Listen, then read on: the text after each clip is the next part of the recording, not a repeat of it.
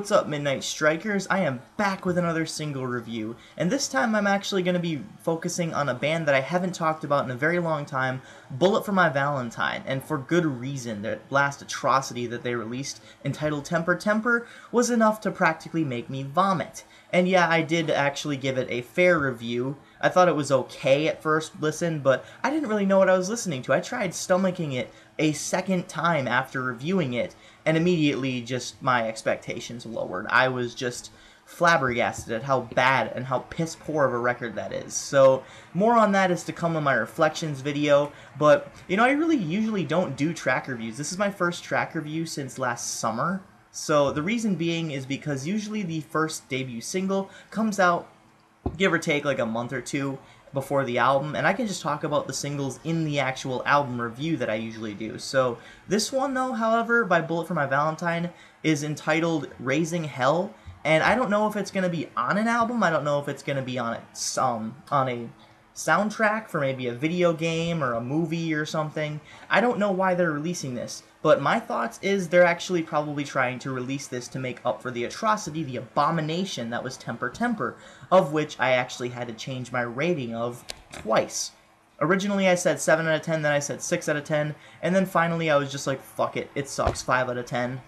And I put the annotation up there, but a lot of people are viewing this from their mobile phones or on Tumblr, so they didn't exactly see it. So I had to comment down below. I'm not really proud of that review too much, but you know, it's up, it is what it is, and I thought it was okay at first, I'm not gonna lie, but you know, that's partially because of POW, Prisoner of War, and the bonus tracks, which I hadn't heard at the time of the review, but I do actually kind of dig, to say the least. So basically, when it comes to Raising Hell, however, I found out about this through the band's Facebook page, which, yes, I still do like because I do quite enjoy their back catalog.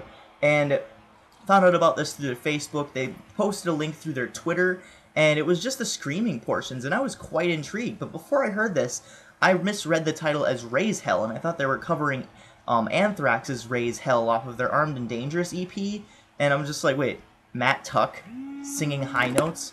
Are you serious? Like, what, is he gonna scream them or something? I mean, like, I can't even see that.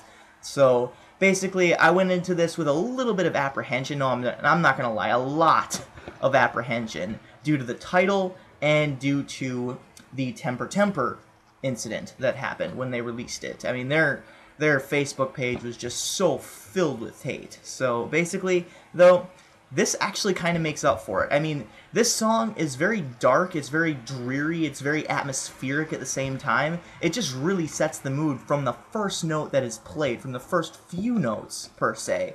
And then it kind of progresses into this really frantic, fast-paced solo and song compilation, but the solos are actually very fast-paced as well, very frantic. I really very much enjoy it, and it's a good song overall. I mean, a great way to start out whatever the hell they're doing. I mean, like, if they're trying to make up for Temper Temper, they kind of did. If they're gonna especially go off in a direction such as this, it's definitely a positive direction. It's got the aggressiveness of the Poison, it's got the fast-paced, frantic riffs of Scream, Aim, Fire, and it's got the dark, overall, kind of just very atmospheric feeling of Fever. So it's like their first 3 records combined with not a trace of Temper Temper. So that's good, basically.